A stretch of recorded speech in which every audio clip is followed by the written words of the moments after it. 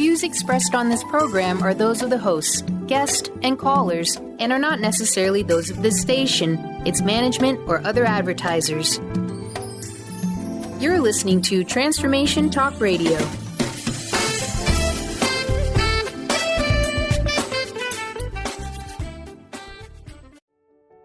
Welcome to the Karmic Path with your hosts, Tina Irwin and Laura Van Tyne. Join us as we dive into the normal and the paranormal to break through the darkness and to help you realize how karma, spiritual law, and psychic ability all combine to open the doors of understanding. This is the place where we build the karmic connections between science, psychology, and spirituality. But can we change our karmic path? Can we help someone else's karma? Stay tuned and join us for an opportunity to look at life and spirituality from a down-to-earth, no-nonsense, practical perspective. The Karmic Path radio show with Laura and Tina, Better Karma for Better Living, starts now.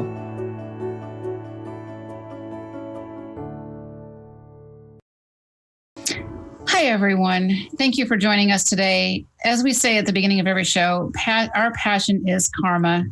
I know I said it right. Got it right this time. Everyone has a karmic path, whether we're aware of it or not, and that we don't live in a bubble, and every action and reaction, they echo out and they collide within each other.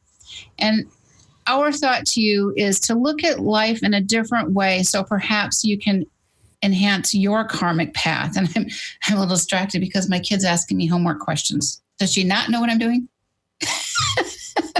Anyways, we got a really cool email this week, Tina, from a woman named Lily in Pasadena. She wrote in and she said, hey, it was so cool to say, Alexa, play the karmic path.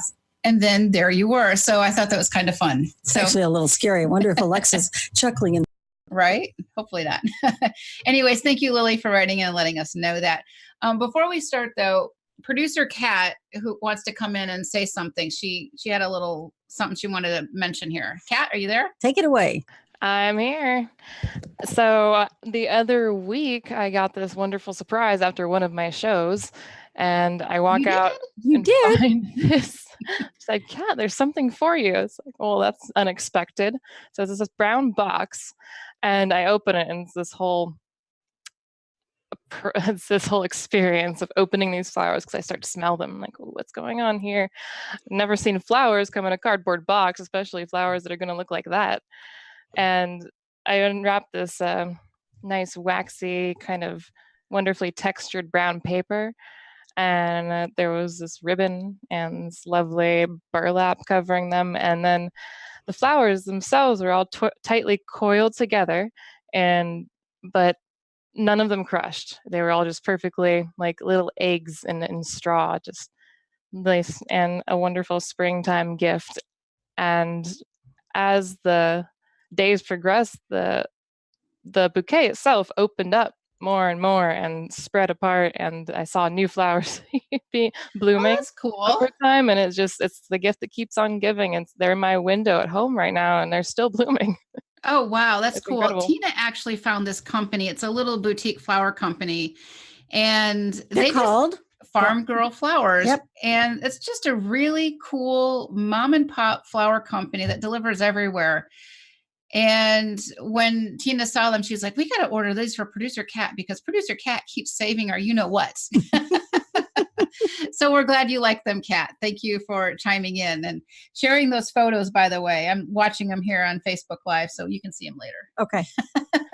Thank you, Kat. Thank you for the thank you. And thank you for all that you do for us to make us look as fabulous as you possibly can, which sometimes is a challenge. It is a challenge.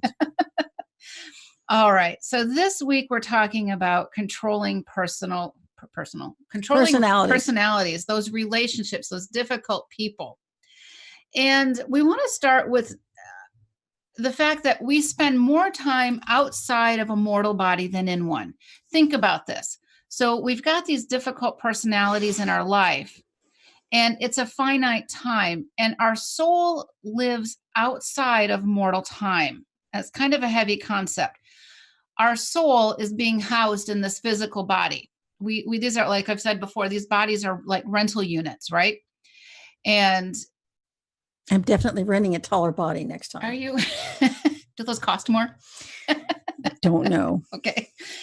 So as we're in this mortal body, this is our time for these experiences to learn and deal with relationships. So, meaning that we have many lifetimes where we have the opportunity to learn, fine tune, and even stop certain toxic relationships. And I want you to give a story that you were talking about this morning, actually. I, I, I think one of the important things is as you go through your life, you can look back and reflect. We're so busy looking at our phone, sometimes we forget to take a step backwards and look at the things that have happened in our lives. And I was talking to my husband about where he is at this point in his life. He's a grandfather, and he is beloved by his children and his grandchildren. And this is such a stark contrast to his parents. His mother was profoundly controlling as a personality. And if you didn't do it her way, oh my heavens, you had hell to pay on every conceivable level. And your opinion didn't really matter. Your emotions, your feelings really had no place.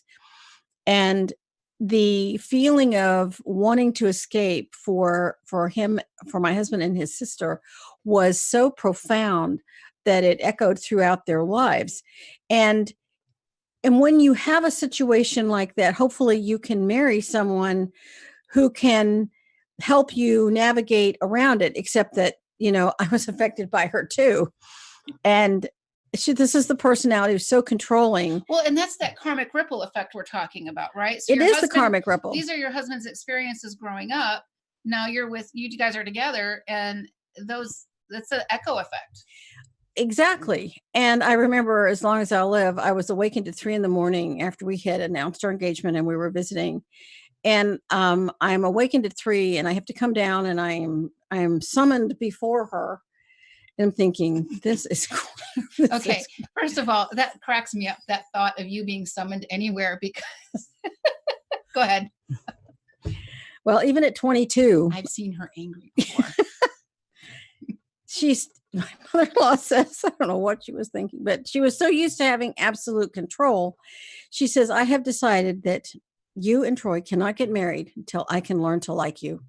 And I says, well, I don't give a damn if you ever like me. That could take me 6 months or 6,000 years. Look at this face. I don't care. And if you're going to wake me up at 3 a.m. and then hit me with an ultimatum that puts you squarely in charge, I think she really had no idea that my reaction would be, she did an action, and I had a really, really opposite reaction than what she thought was going to happen. She thought I would say, okay, what can I do to get you to like me? And it's like, I don't care if you ever like me, because I'm not going to give you control over me ever. Not going to let that happen. The beauty of this whole thing is that you're still her favorite daughter-in-law, because you were her only daughter-in-law. And she had never had anyone, I don't think in her entire life, stand up to her. Even her parents had a hard time because her personality was so profoundly controlling. And because her personality and her energy was so toxic, we didn't allow her near our children for 14 years. I know that's one heck of a timeout. It was a major timeout, because the cruel things that she could say were, I saw the damage that it could do to a person, and just in my husband and my sister-in-law. And they're two really, really good people. And as time went on, we were able to identify how his mother would have reacted and how we were going to choose to react. And that's a really great karmic lesson, because we all have things, right? Nobody has a perfect life. But maybe that controlling parent is really a karmic opportunity. Well, I do believe that she was. And it was an opportunity for him to see that somebody could stand up to her and really mean it. And we did try to have a decent relationship with her, for the first 7 years, although eloping really did not. I was not going to allow her to ruin my wedding. I wanted that moment that we were married to be beautiful and precious and private. I didn't want anyone to have control over how happy I was or how bitter the memory, because I saw what she did to someone else's wedding memory. And then after we had children and I saw her behavior toward our very, very small children. I said, that's it. No contact. And well, let me ask you and this it was question. really awful. How did he feel about that? If I don't mind getting too personal here. I think he was deeply saddened. At the same time, he didn't want his children to experience what he experienced, but he didn't know how to make that change. And I had no trouble figuring out how to make that change. If someone is not there for your greater good, you don't have to be around them. Just because someone said, honor your father and mother. I'm sorry, they have to earn the honor. That's true. And that goes with anybody of an elevated position. You still have to earn that honor and respect. And if you're in someone's home and you're saying or doing something that's really toxic or cruel, which is what she did on every occasion, then because I had decided I was going to be the perfect daughter-in-law.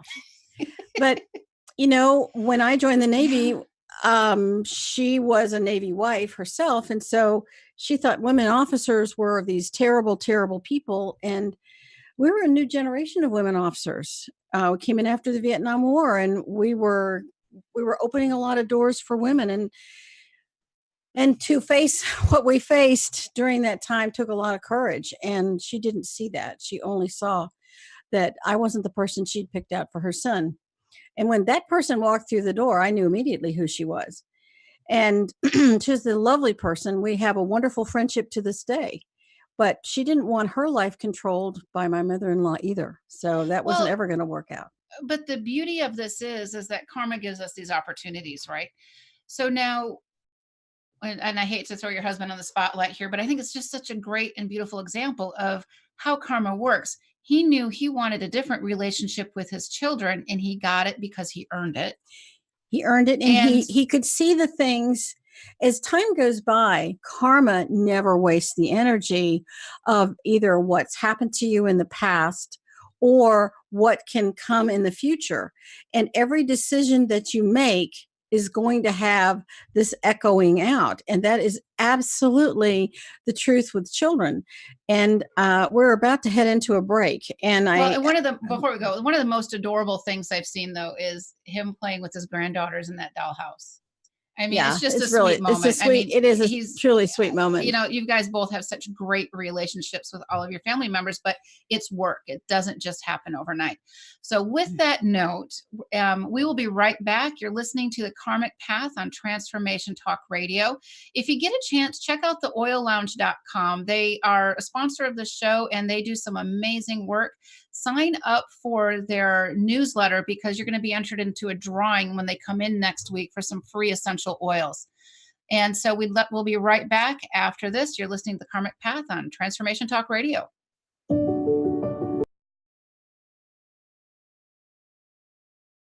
Welcome back to the Karmic Path on Transformation Talk Radio. The Tibetans have a saying, and that is, your enemy is your greatest teacher. And by that, those difficult personalities are some of our best teachers if we pay attention. Well, I got a PhD from my mother-in-law. Well, that's good. And what we did was we worked really hard to learn everything that we could. As an example, when our son he got a driver's license, and he asked if he could have keys to the cars. And my husband said no. And then my son said, Mom, why would Dad say no? So we sat down, we had a conversation about it without being angry. And we reactive. And I said, Troy, if you were his age, what would you have wanted? And he said, I would have wanted my parents to trust me. I said, this is a great kid. So he looks at our son and he says, let's go and get some keys made. All right. This is a great example because we can ask ourselves, what would your life be like if you don't follow that family pattern? Because we're all programmed, and we come in with a certain level of karmic baggage, and we're in resonance with the families we're born into. So what if we don't follow that pattern? And it's hard to think about because we know what we know and we don't know what we don't know. So how do we break out of some of this programmed pattern that happens to us? And we're focusing the beginning part on childhood and parenting, but we're also going to be talking about other relationships because karma gives us many different forms of relationships. A wise parent is going to guide their child and not control them. There will be moments when we do have to control them, like if they're about ready to run into the street or something. It keeps them safe. So when a parent sets boundaries and are wise, it keeps the child safe and it keeps them calm and it keeps them feeling secure. Yeah, I remember when one of my kids was younger, I think she was about 7 or 8, our neighbor girl was over, and this particular daughter likes to please people, which it's a great trait to have, but a people pleaser, their karmic lessons can be to learn how to set boundaries so they're not being taken advantage of, or they don't do something that they would rather not. So the neighbors were over, and we're great friends with our neighbors even to this day. And my daughter and the one neighbor girl that was her age are playing in my daughter's room, and it got really quiet for a while. And it's like, when kids are quiet for a while, you gotta be really nervous. So I walk in the room and I noticed that my neighbor girl didn't have bangs because she decided to chop them off like a day or two before. And I'm looking at them, and my daughter now doesn't have bangs. And I'm looking at them like, what happened? And my daughter burst into tears and says, so-and-so wanted to be twins and I didn't want to hurt her feelings and blah, blah, blah. And I'm like, okay, so you have no bangs. Deal with it. If you want to actually save your money up and buy some headbands, great, whatever. Not my problem, kid. And the parents of the neighbor girl were just horrified because their daughter kind of, pushed this on her. And I'm like, look, neighbors who are great friends of ours, she gave my daughter one of the best lessons of her life. My daughter couldn't say no. And now she has to suffer the consequence of not having bangs. And by the way, fashion is really important to this kid. So now she has to suffer the consequences of this. But she's, 8 years old.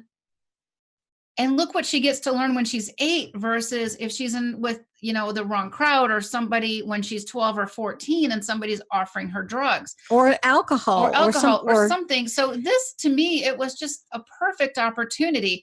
I could have gotten mad and angry and everything else, but at the end of the day, hair grows back. Hair grows back. And it was a great lesson. It is a great lesson. And I think that when you have a controlling personality in your life, and they're really a powerful personality. And I keep going back to my mother-in-law because she was one of the most powerful teachers I could have had. And I do have an awareness that she's been in my life after life.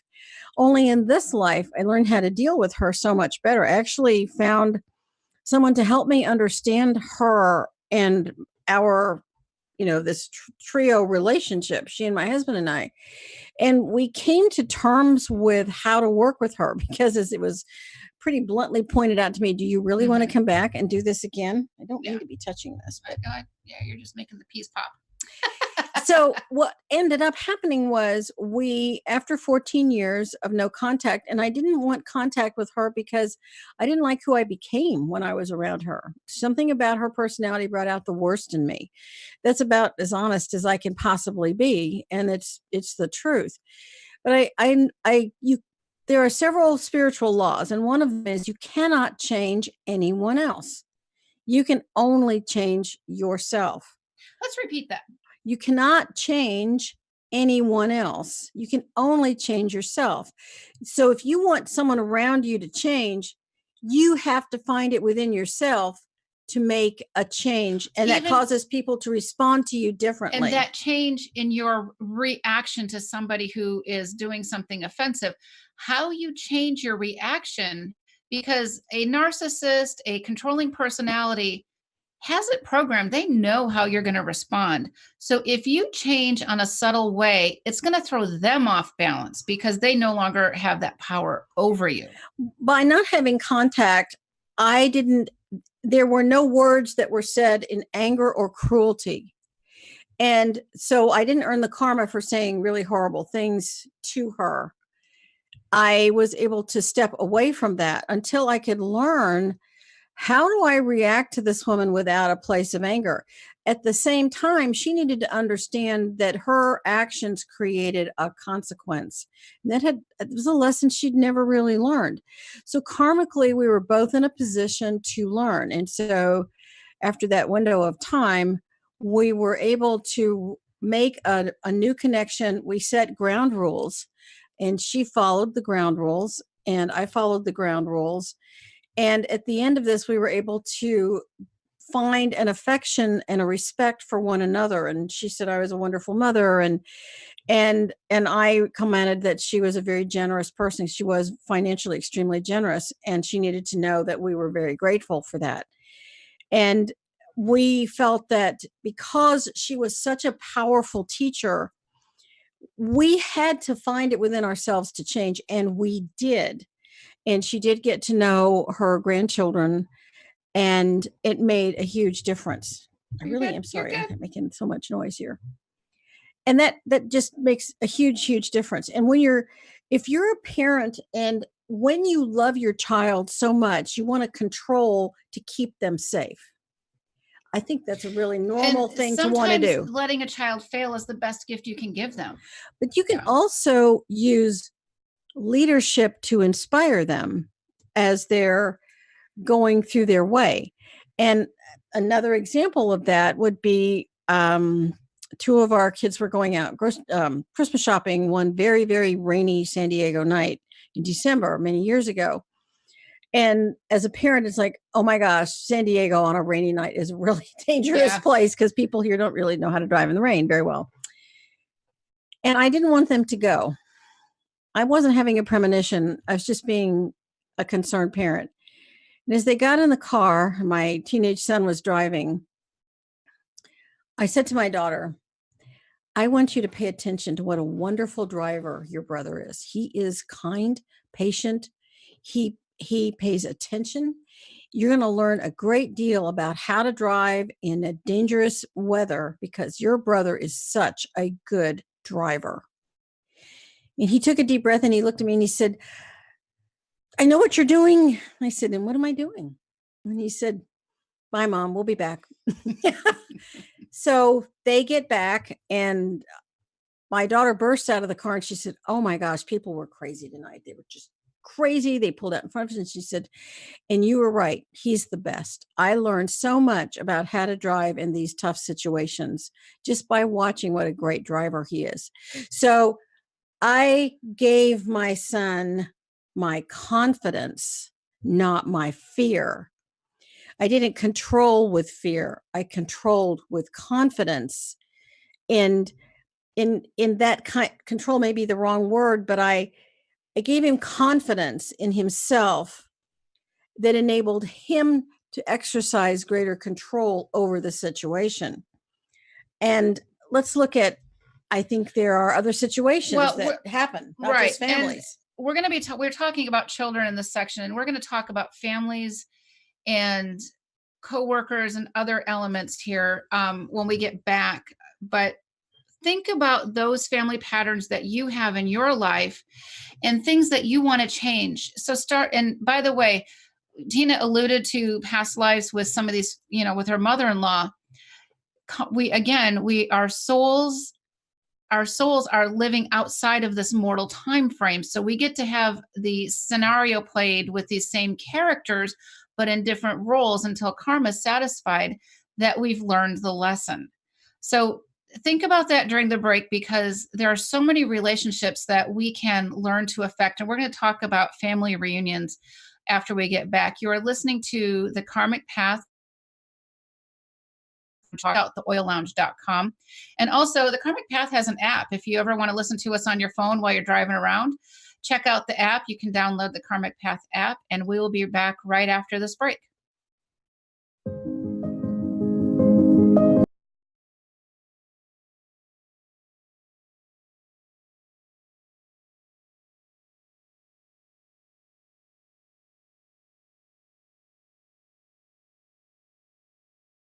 Transformation Talk Radio. Laura, I know you have a really cool story. Well, when we're talking about changing family patterns, we think about those constant personality types that are always in your life. It could be the same, you get the same boss over and over or something like that. I had a client who came to me because she was having some massive anxiety issues, and she thought maybe it was a past life thing, and because that can create fears and anxiety. And as I'm talking to her, I asked her this question. I said, I could be psychic. I said, what's the big event coming up in your life?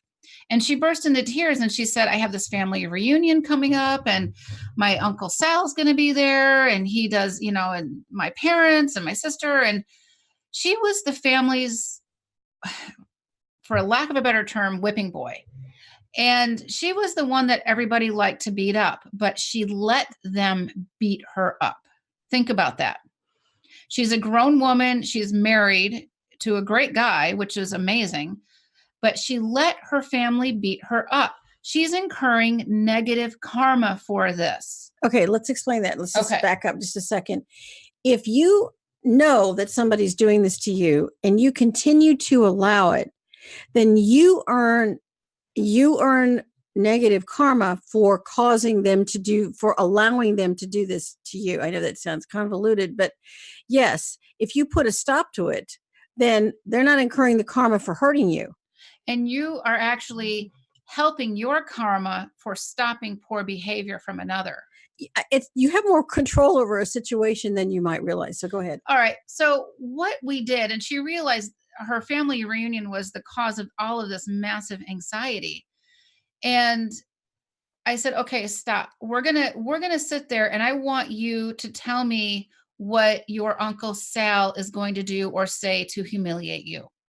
Well, he's done this, and this in the past. I said, okay, stop.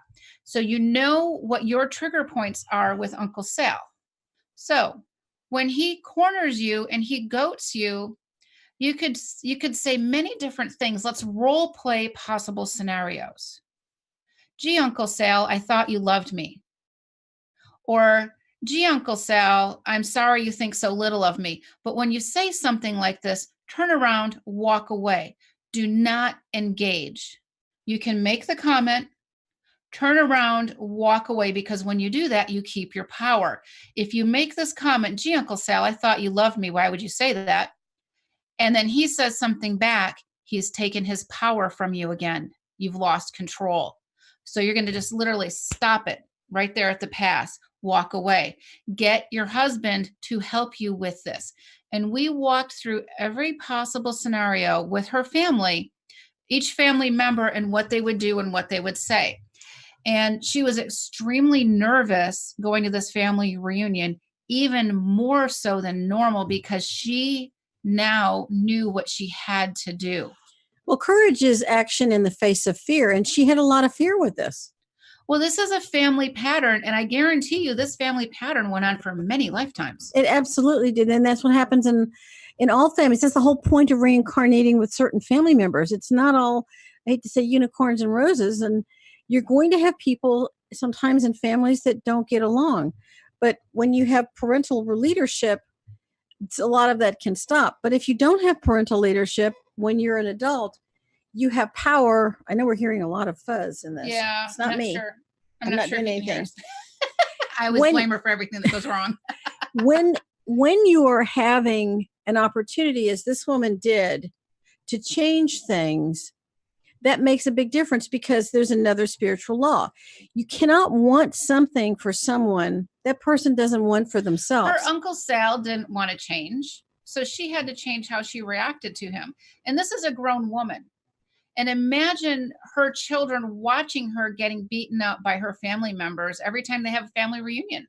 They're learning how to treat other people based on what their mom doesn't do. Or they're also learning that they can get away with saying terrible things to their mother. That cannot be allowed. Or their future spouse or whomever. So how you respond to a controlling personality can set you and other family members up for uncomfortable situations, or you can bring things back into balance. I don't want to say bring it back, you take over control. You want to bring it back into balance, because karma is only about balancing. And when there is tension, that means there's no balance in karma. Karma is out of balance. When there's tension, karma is out of balance. Now, suppose you have a situation where this controlling personality can still be controlling. So when we make the statement, you can't want something for someone that person doesn't want for themselves. That's very true, because parents will want their kids to do this a lot. And I know of a person who, his parents wanted him to become some technology expert, go into the technology field, get a high 6-figure job. They offered to pay for his stuff. They filled out the paperwork for him, but he didn't want to do that. And this kept going on and on and on. He's a very bright guy, and he's very mechanically inclined, but he wanted elements of freedom that a 9-to-5 job couldn't give him. And, he ended up becoming a truck driver, and he loved what he did. We need truck drivers in this country. It's a very important skill. And so he didn't want that, but his parents wanted that for him. So it was hard for him, probably, I'm assuming, to say that I don't want to do that. This is what I want to do. And it's taking your power back, as we've said. So there's 2 companion statements. You can't want something for someone that person doesn't want for themselves. And you cannot want something from someone that person doesn't have the capacity to give you. And so this person, didn't have the capacity to be what that parent wanted. That's not a failure. It's not right or wrong or good or bad. It's just a reality. He didn't have the capacity to sit down from 9 to 5 and in front of a computer and drive a desk. It's not a fault, right? It's not a fault. It's just it's not his sole purpose, or his sole mission was not to do that. He knew that, and he stayed true to himself, and he's done well. We have another book, The Lightworker's Guide to Everyday Karma. And in chapter 26, the title of that particular chapter is The Relentless Pursuit of Perfection, which is a great motto for Alexis, but it's really not a great way to describe a human being. Yes, if you're always trying to be perfect, you're trying to control every situation so it comes out perfect. But there's no learning in perfection. If you're perfect, what's the point of living this mortal life? I mean, if I were perfect, I would have to do hair and makeup. Right? But when we think about perfection, it brings us, it can instill guilt in us. Oh, I didn't do this enough, or I didn't appease that person enough. And guilt seeks punishment. And we've talked about that in the past. And when a person wants to control you or someone around you, this is their karmic opportunity to stand up and change the way this game is played. If you view life as a game, change it. Step back and take the emotion out of it. And this can be hard to do. So practice detached compassion. Take back that emotion. Do some scenarios, role playing in your head, so you can have a at the ready comment to be made when this person tries to do something that is not for your better. I think part of the element of dealing with a very controlling, domineering personality is fear. And when you're afraid of what that person is going to say, or you fear the wrath of fill in their name, because life is going to be hell if you say no to them, then you have to own your own fear. And it's actually a simple process when I say it, but it's a little bit harder to do. And the process is that you work through the scenario in your head, just as you were starting to describe, but you go through all the way and you look at all the reactions that person's going to have if you say no to this. And play worst case scenario in your head, because chances are worst case scenario is not that bad. Second of all, worst case scenario really takes the fear away. Because you already know what's going to happen. And if you already know what's going to happen, and you know that you're still going to be okay, because you're taking your own personal power back, and you're not allowing that person to harm you anymore, because you don't want to incur negative karma by allowing that person to harm you. And if you're passive and you just let them keep hurting you again and again and again, and I mean, in my own personal situation, I had no intention of letting that happen. And but there are people out there that don't know what to do about this. And this is what this is about, is I'm so frustrated. I don't know what to do. And I go home and I cry. Or you have a boss that is so domineering and so cruel and so humiliates you, and you need the job. And so what we're saying, and we're going to talk about this right after the break in a little bit, but that controlling personality, karma is going to keep testing you with that personality type in many different facets throughout your entire life. Karma wants to know if you've gotten the lesson. So let's say you had a very domineering mother or father. Or boss. Or okay, so you've got a domineering parent. Now you're out on your own.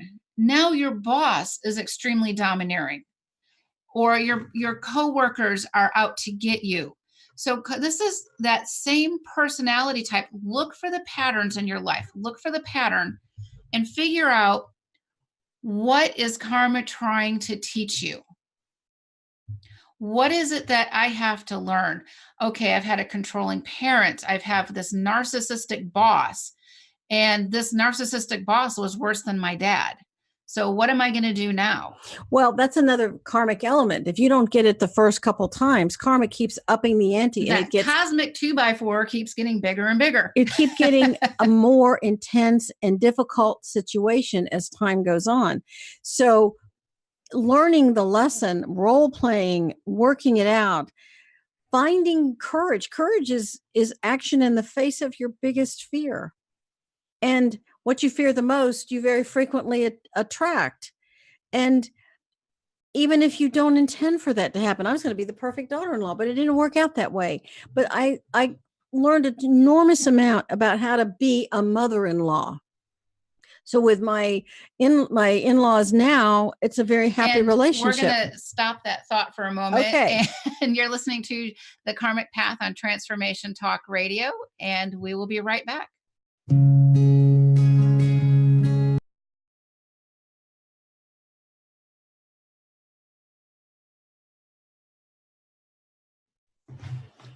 Welcome back to the Karmic Path on Transformation Talk Radio. We're talking about controlling personalities. And I think it's important to understand that you cannot make someone love you if they've stopped loving you. And we're talking again about relationships, but relationships can have an ending. And if somebody stops loving you, there's not much you can do about it, because I see on social media a lot, oh, what's a love spell for this or that? It's like, not a good idea. Well, let's talk about the control people use of negatively using metaphysics and magic. You can put a hex on someone who stopped loving you, or said me something mean to you, or you can put a spell on them, all of which is karmically abhorrent, because you're sending an intention to another person that is not for that person's greatest good. And it's negative. Violating that person's free will also, by trying to get them to make them to do something they don't want to do, such as love you.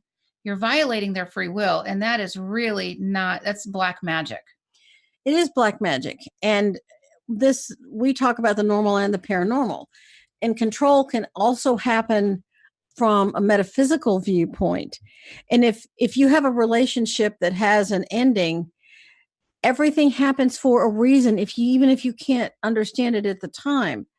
And if you've done your very best and you're ending a relationship with as much grace and wisdom as you can, then you're doing your level best to stay in that karmically balanced place, even though your heart is breaking. And maybe the big karmic opportunity is actually the end of the relationship.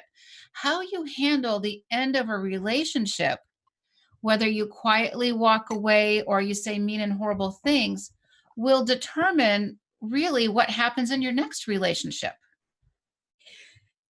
What goes around comes around is truly, if you treat yourself as a lady or a gentleman in the process, even if the other person isn't, you take a higher road and you do what you know in your heart is the right thing without vengeance or cruelty, you can stay in a place of balance, even when you're grieving the end of a relationship.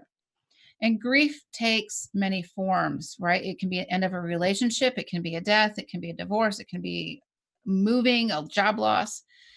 How you handle it. And by stepping back, even though your heart is breaking, with a little bit of detached compassion for yourself or someone else, take a step back and think about your next action. Don't give a knee-jerk reaction to something. because that's not going to be for yours or their greater good. And there may be something else that other person has to experience that doesn't involve you. That's why I know on social media so many times there are people who are, turning cards or reading cards, or they're looking for spell books to hurt another person, or they're sending prayers, which we call black prayer, which is sending negative intention and negative energy to another person. That is a form of control, and that control is black magic. I mean, let's just call it what it is. I know a lot of people will go to card readers and card turners or whatever, or they channel spirit and spirit says, oh, you should do this. That none of that is necessary. The goodness that lives within you is what you need. Even if your heart is sad, don't forget the good person that you truly are. You don't need those things. And we talked about those elements of being a black prayer, but Tina and I also talk about what a karmically correct prayer will look like. And it's simply this, and I'm going to say it twice. Almighty God, I pray that my friend, loved one, relative, coworker, whomever, will have the strength and courage to overcome his or her karmic challenges with grace, wisdom, and courage. Now, I'm going to say this again, but then we're going to switch the frame of reference too. Almighty God, I pray that my friend, loved one, coworker, etc., whoever, has the strength and courage to overcome his or her karmic challenges with grace, wisdom, and courage. This is a karmically correct prayer because you're not wanting something for someone that they can't comply with, they can't do, that they don't want. You're offering that they can overcome the situation with grace and dignity and courage, but you can also apply this to yourself. Almighty God, I pray that I have the strength and courage to overcome my karmic challenges with grace, wisdom, and courage. Please help me as best as you can to overcome this situation or to come out of the situation in the best manner possible. And the more you engage in karmically correct prayer, the more you are connected to the divine, to God. I know a lot of people don't use the God term. There is no healing without a connection to the divine, to the heaven world. You don't need anything else. You don't need a achingly card, simple. You don't need a spell. Taking that time for yourself to connect to the divine will help you help yourself. And it's achingly simple, and it's actually quite easy. And remember, we come here for experiences, and not all experiences are going to be wonderful. I don't think you could look at the biography of a single famous person without them having some difficult experience that changed and formed who they are and what happened to them, which enabled them to show strength and courage and be a great person and bring, push down barriers and things like that. And maybe someone said no a whole bunch of times and a person had to find their courage to get them to say yes. J.K. Rowling is a great example. I think her book was turned down over a dozen times by some big publishers. Everybody was telling her no, but she knew in her heart of hearts that this series, this book was the Harry Potter series was a gold mine. And I'm glad I wasn't the guy at those publishing companies that turned it down, but it was a small brick and mortar, tiny publishing company that first got the rights. So she had a lot of setbacks. And if you look at all of those famous people around us, they have all had setbacks. They've all had childhood traumas. They've all had these things. They're no different than we are. But if we can look at it through a karmic eye, a wise eye, it's going to make a huge difference in our karmic path. And also, if we can prove that we have overcome this difficult relationship, that we don't need those experiences anymore, that we know how to handle them, karmas might test us every now and then, but eventually that personality type will simply disappear. Won't be part of your life. I did have a woman who asked that question. I'm working hard to learn this lesson. Does this mean I have to come back? with this really difficult husband again. And I said, it's not up to me to tell your future. I certainly can't do that, much less your future lives. But I can say that you've handled your divorce with an enormous amount of grace. That's the only word I can use. And he'll have to come back and work this out with someone else. But my feeling is there's a high probability that you will have a different experience. And we're going to close this up with a few thoughts, and that is, beware of that relentless pursuit of perfection. We're not here to be perfect. We're here to learn and to grow. And if be patient with yourself. And if we replace the word sin with karma or experience, it's going to show us that, yes, we're here for these lessons. And it's a really kind of a noteworthy goal to change it that way. We wanted the relentless pursuit of wisdom and knowledge. Imagine that. You'd never stop studying. You'd never stop being curious and wanting to understand. And that curiosity is a beautiful, it sparks something in the body. Right. And, remember, if you're a jerk in life, you're a jerk in death. But if you're a lovely person in life, you're a lovely person in death. And that's what people are going to remember.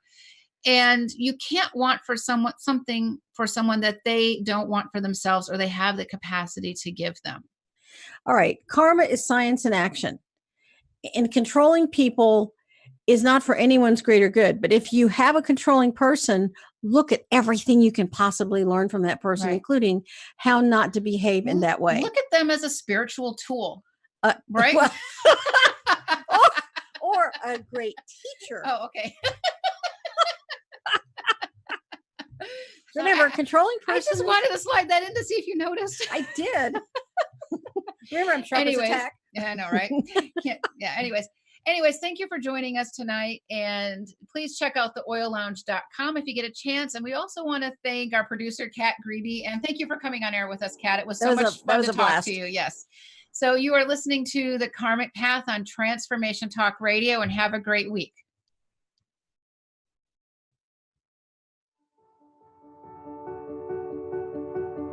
Thank you for